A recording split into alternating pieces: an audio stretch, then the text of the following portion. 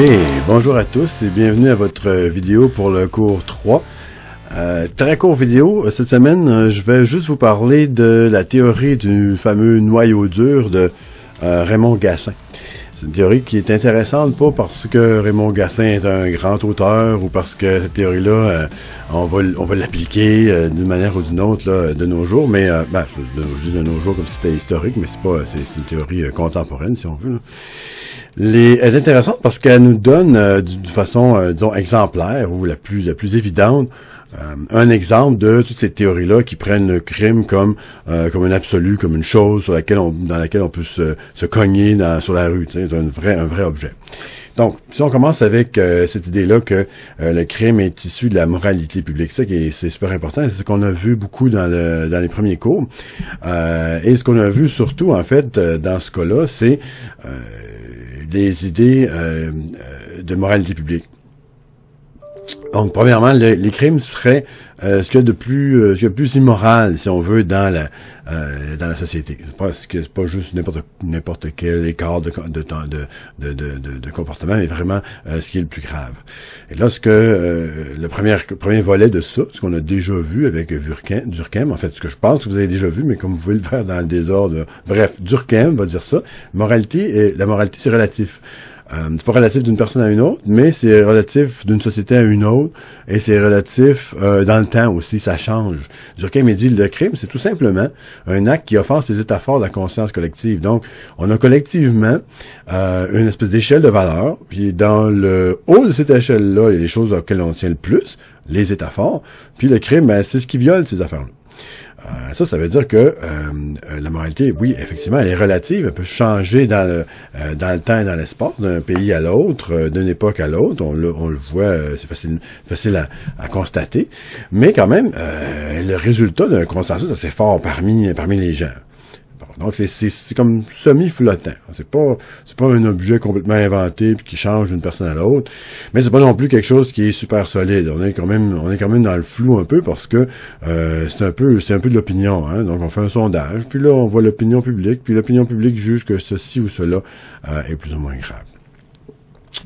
L'autre façon qu'on peut voir ça, c'est avec une moralité absolue, où on peut avoir raison ou tort, en fait.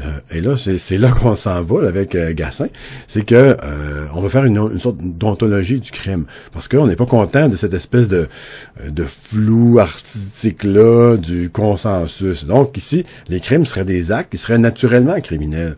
C'est comme, on peut pas, si on est intelligent, puis on se penche sur la chose, ben on va reconnaître que c'est des crimes, c'est tout. C'est pas une question d'opinion. Puis si t'es pas d'accord, si tu penses que non, ça devrait pas être un crime, ça devrait être dans une autre catégorie, ça devrait être une impolitesse, mettons. Et donc ça, je trouve que je suis pas d'accord. Mais là, on n'est plus une question d'opinion, on n'est plus dans un consensus ou dans un changement d'un consensus dans le temps ou dans un changement d'un consensus dans l'espace. Non, si vous êtes pas d'accord, vous avez juste pas raison. Et c'est cette théorie-là dont on va parler aujourd'hui. C'est quoi le noyau dur du crime? Premièrement, Gassin, il se dit, c'est donc bien plate qu'on n'a pas, on veut faire de la criminologie, parce que c'est un criminologue, là, vraiment quelqu'un qui a écrit plusieurs livres de criminologie. Et donc, il dit, c'est donc bien plate, on essaie de faire de la criminologie. Donc, au centre de notre discipline, il devrait y avoir cet objet-là. Et malheureusement, on ne peut pas le définir. Oui, il y a plein de théoriciens un peu partout qui disent, oui, mais là, la définition du crime, ça change, bla, bla, bla, bla. Et lui, ça fait pas son affaire. Il aimerait ça que, comme un astronome, l'astronomie, ça porte sur des objets qui sont reconnaissables, mesurables, visibles, etc. Le criminologue devrait bénéficier. Ça serait pas mal mieux pour sa science s'il y avait lui aussi une définition plus serrée, plus durable de la criminalité. Donc, première constatation, Gassin, il est quand même pas, il est pas bizarre, là, il est pas inintelligent. Il voit bien que la liste des infractions, là, qu'on appelle le code criminel, ou qu'on appelle le code pénal, ou qu'on appelle le common law, qu'on appelle peu importe. Oui, effectivement, elle change dans le temps. C'est pas dans ces listes-là qu'on va trouver, qu'on va pouvoir faire une nouvelle liste, puis dire, voici, j'ai trouvé dans toutes les listes la liste des vrais crimes. Et que là, on peut les retrouver dans toutes les listes. C'est vraiment difficile à faire. Puis, quand on trouve un crime dans une liste, on s'aperçoit que c'est peut-être le même crime, c'est peut-être le même titre, mais que la description qui vient ensuite, la définition de ce que c'est, hop, là, c'est plus pareil. Donc, c'est pas en faisant des listes qu'on va régler notre problème et disons qu'on va faire un top 10 des vrais crimes, ça marchera pas. Par contre, lui, il est quand même convaincu qu'il y a quelque chose il y a un noyau dur, il y a comme une réalité vraie, objective, pas subjective, pas purement consensuelle, mais une vraie affaire qui s'appelle le crime. Et c'est ça qu'il appelle le noyau dur. Le noyau dur, selon lui, c'est ce qui change pas, c'est fixe dans le temps, c'est libéré de l'espèce de dentelle mouvante, plus ou moins facile à identifier. Il y a des vrais crimes. Et selon lui, les crimes les plus graves, c'est ceux, c'est-à-dire les vrais crimes, là, les infractions dont on peut pas faire la liste, là, mais on sait qu'ils ont des affaires en commun, ces choses-là. C'est pour ça qu'ils sont quasiment toujours présents dans les listes sous une forme ou une autre. C'est des actes qui sont ou rusés, donc on utilise la tromperie pour obtenir un avantage, ou qui sont des actes violents.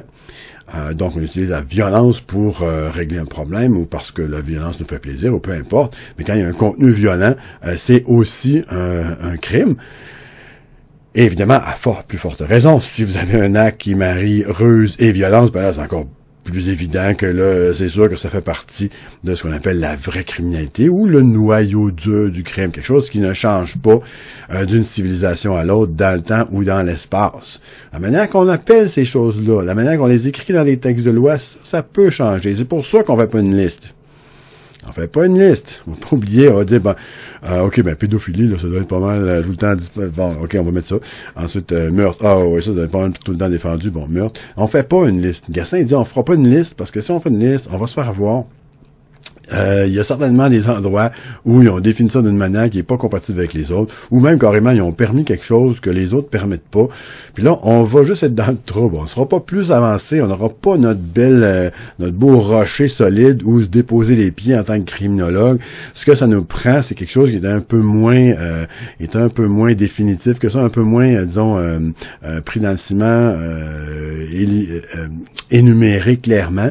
Ce que ça nous prend, c'est d'aller chercher les deux catégories, les deux caractéristiques de la ruse et de la violence, et c'est là qu'on va trouver ce qui est vraiment des crimes. Pourtant, manifestement, il y a bien des places où on utilise la ruse et la violence et personne n'appelle ça des crimes. Il peut y avoir des crimes dans la guerre, par exemple, mais il y a personne qui va prendre la guerre en général, en tout, comme étant criminel. On a aussi pas de violence cette fois-ci, mais certainement de la ruse dans les comportements des multinationales et de la plupart des compagnies qui doivent rester compétitifs sur un marché où les autres vont leur manger la laine sur le dos. Donc ça, il y a de la ruse là-dedans aussi, en fin de compte. On pourrait donner aussi un exemple où il y a cette fois-ci effectivement ruse et violence, sport, il y a plein de sports où il y a pas mal de brasses camarades, puis c'est parfaitement légal. Et en même temps, clairement, il y a la ruse en masse. Et donc, ça va mal pour la théorie de M. Gassin, qui finalement, ces deux caractéristiques principales de ce qui fait un crime, s'applique à plein d'autres choses. Peut-être qu'il s'applique à des crimes, mais c'est pas une catégorie qui discrimine très très bien parmi la pléthore, la variété des actions humaines. Donc, ça nous laisse avec pas grand-chose sous la dent, en fin de compte, et on se retrouve à se penser à revenir probablement à une théorie beaucoup plus basée sur un consensus, puis même si c'est plus mou, malheureusement, il va falloir faire avec ça et fonder notre criminologie là-dessus. Donc, c'est la fin du vidéo court cette fois-ci, et on se revoit à la prochaine.